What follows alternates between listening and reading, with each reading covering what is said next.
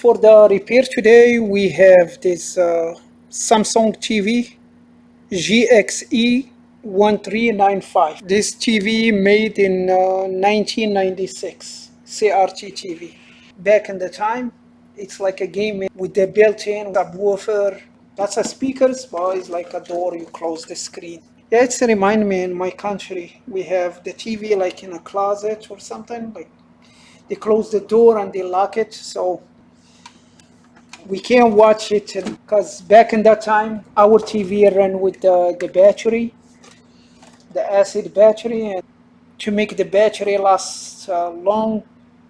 This TV, the customer took it apart. He said the subwoofer, this speaker, it doesn't work. He ordered another speaker, but the shape of the speaker doesn't fit where it's supposed to be. After I put it together, I'm going to show you how the TV is going to look like. He did bring me this speaker and asked me if I can fix this speaker. So I told him, let me test the speaker. We tested, the speaker works. It's an easy way to test the speaker, just like 1 volt and the power supply. And you look for about like less than 1 amp. The speaker works. So the problem is not in the speaker. The problem should be somewhere here in the board. Could be the amplifier IC, could be the enable pin, the mute. And he told me there is an option in the TV, like, and if we go to the menu, so let's go to the audio, and we have subwoofer right here, and the subwoofer is on. The option of the subwoofer is on, but the subwoofer is no sound on it. You cannot clean your colon and keep your friends. Eliminate, you need to go out in the woods. So let's go look at the schematic. Alright, this is the service manual. That's the TV. Alright, let's go see where is the sound schematic. That's the check for the subwoofer. And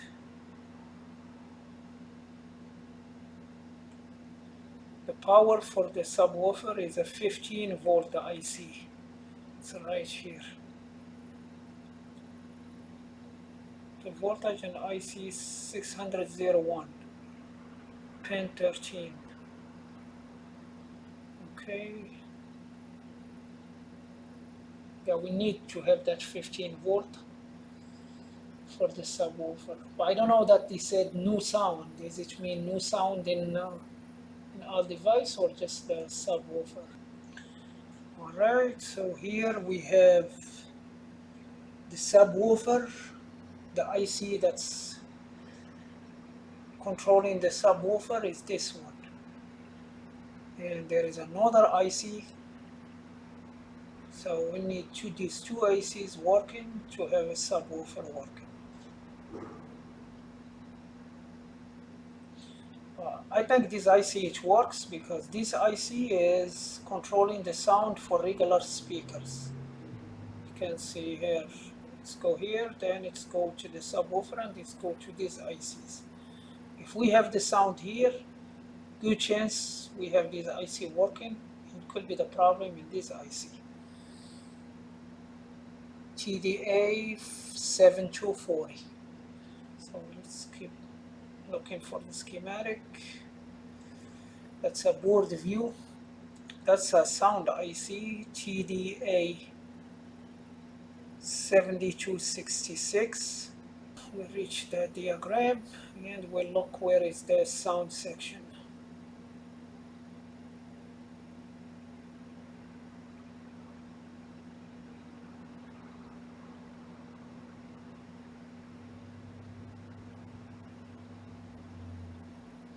Yep, we have some speaker here. So here is the subwoofer. Let's see.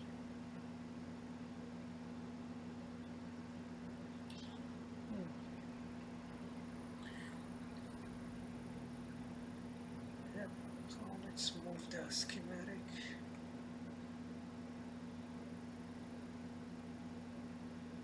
That's a power section. If you don't have the power, that's where you check. Oh, very subwoofer speaker. So we have this IC right here. That's the TDA7240. And yeah, I did look for the data sheet for that IC, and we have here is a very simple. We have input,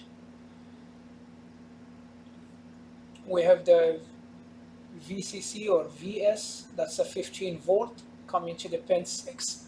The input is pin number 3. So if we have the 15 volt, I'm gonna connect a headphone, like just connect a wire to here and see if I have the sound signal coming to the input. Pin number 2, that's the enable pin. You can call it mute or the standby. Yep, so this pin, if it's connected to the ground, this means one should be in the standby. Pin 5 and 7 go into the speaker, and that's it. And here we have the pin 6 is marked 15 volt. You can see it here, that's the pin number 6. Let me turn the board. I lost it now.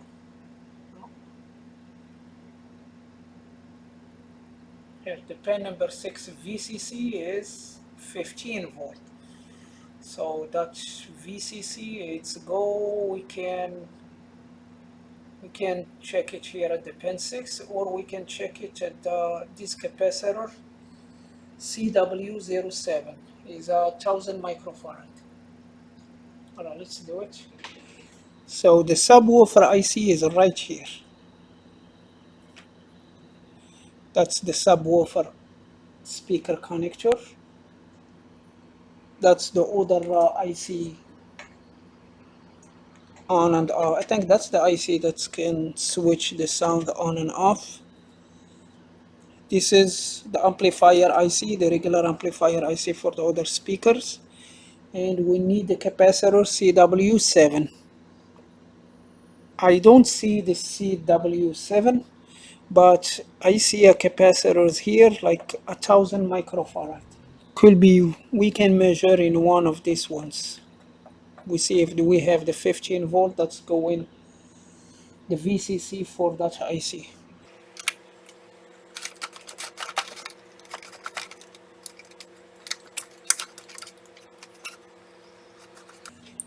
Will be hard to measure the 15 volt from the IC because the pins is close to each other and you don't want to send that 15 volt to somewhere else. So that's why we're going to measure it from the pins is here, right there. And that's, we're going to see if we have that 15 volt. Alright, yeah, the TV is on.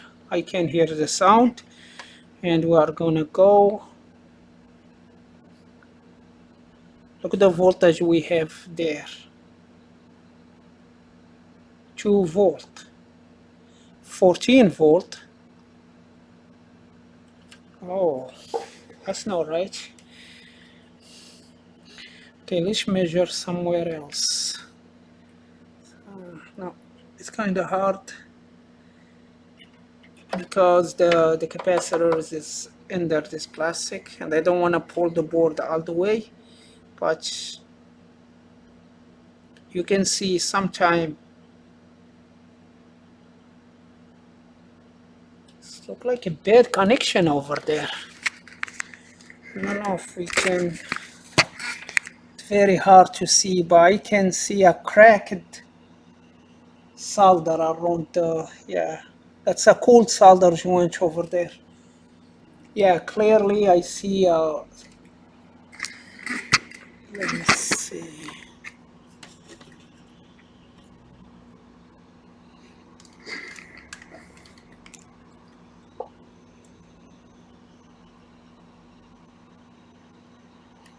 I don't know if you can see around that pin there is a black ring. That's a cracked solder over there. Okay, let's disconnect the TV and yeah, we disconnect the TV and we solder that pin. The TV is disconnected and let's solder it.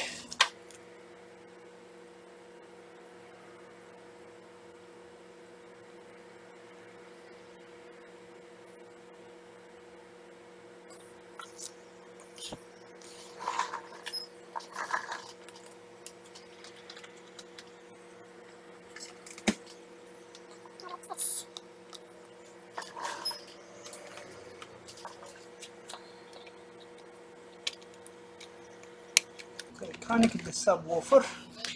This is not a cheap TV. I did see them online. They go, some of them they go over 600. Use it once. All right, we have 15 volts stable. Yep, I can hear it.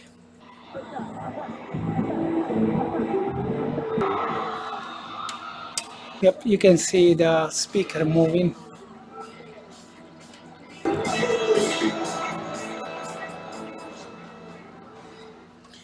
Yeah, I have to cut most of this sound for the copyrights, and yeah, it fixed. So I'm gonna put it together. That's the subwoofer in the back of the TV. Yeah, it looks cool. This is the speakers.